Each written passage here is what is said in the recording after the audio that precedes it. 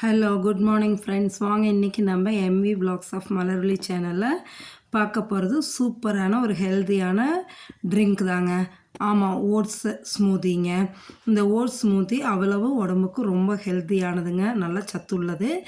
இது எப்படி நான் செய்ய போகிறேன், என்னென்ன பொருள் போட்டு செய்ய போகிறேன்னு பார்க்கலாம் வாங்க. பாருங்கள், ஒரு சின்ன டம்ளரில் ஒரு டம்ளர் ஓட்ஸ் எடுத்துக்கிட்டேங்க.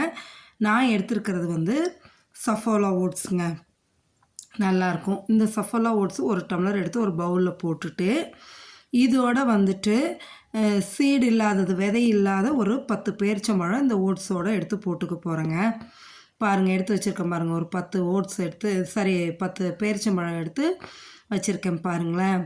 அந்த 10 பேரிச்சம்பழத்தையும் இதோடு போட்டுட்டு நல்லா ஒரு டம்ளர் தண்ணி ஊற்றி இந்த ஓட்ஸும் பேரிச்சம்பழமும் முழுகிற அளவுக்கு ஊற்றி வச்சிடணுங்க. இந்த 2 வாழைப்பழம், ஒரு 6 பாதாம் பருப்பு, ஒரு 10 முந்திரி பருப்பு எடுத்து வச்சுருக்கேன். இதுக்கு இப்போ வேலையில் அப்புறம்தான், அதனால் அதை நவுத்தி வச்சிடலாம். இப்போ நம்ம அந்த பேரிச்சம்பழத்தையும் ஓட்ஸையும் போட்டு ஒரு டம்ளர் தண்ணி ஊற்றி நல்லா முழுகிற அளவுக்கு ஊற்றி ஊற வச்சுருங்க. ரொம்ப தண்ணி ஊற்றிட வேண்டாம், சரிங்களா? இது வந்து ஒரு 15 நிமிஷத்துலேருந்து 20 நிமிஷம் இப்படியே ஊறட்டுங்க. இதை ஊற வச்சிடலாம். அப்படியே ஒரு மூடியை போட்டு ஊற வச்சிடலாம். இந்த ஓட்ஸ் வந்து அவ்வளவு ஃபைபர் கண்டென்ட்டுங்க, அதிக அளவு நார்ச்சத்து உள்ளதுங்க.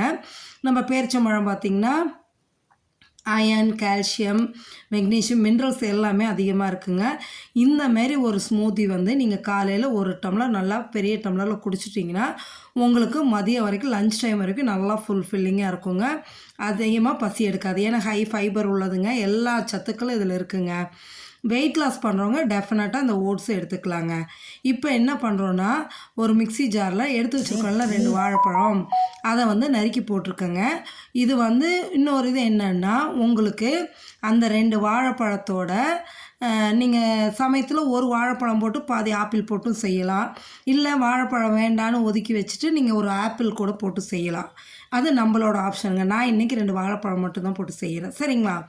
இப்போ அதோட இந்த ஊற வச்சுருக்க பேரிச்சம்பழத்தையும் அந்த ஓட்ஸையும் எடுத்து போட்டு நல்லா மிக்சியில் கிரைண்ட் பண்ணி எடுத்துடுறோங்க. எடுத்துட்டிங்கன்னா நல்லா கெட்டியாக அரைச்சி வந்துடுதுங்களா. இதில் ஒரு டம்ளர் பால் ஊற்றுறோங்க.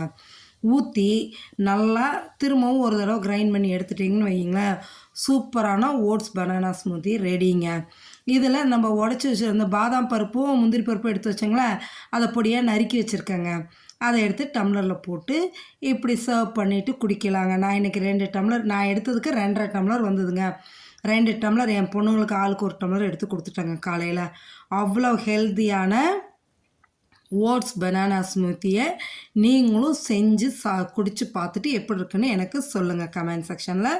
நீங்களும் இதெல்லாம் ட்ரை பண்ணி பாருங்கள், பார்த்துட்டு எப்படி இருக்குன்னு எனக்கு கமெண்ட் செக்ஷனில் சொல்லுங்கள், சரிங்களா?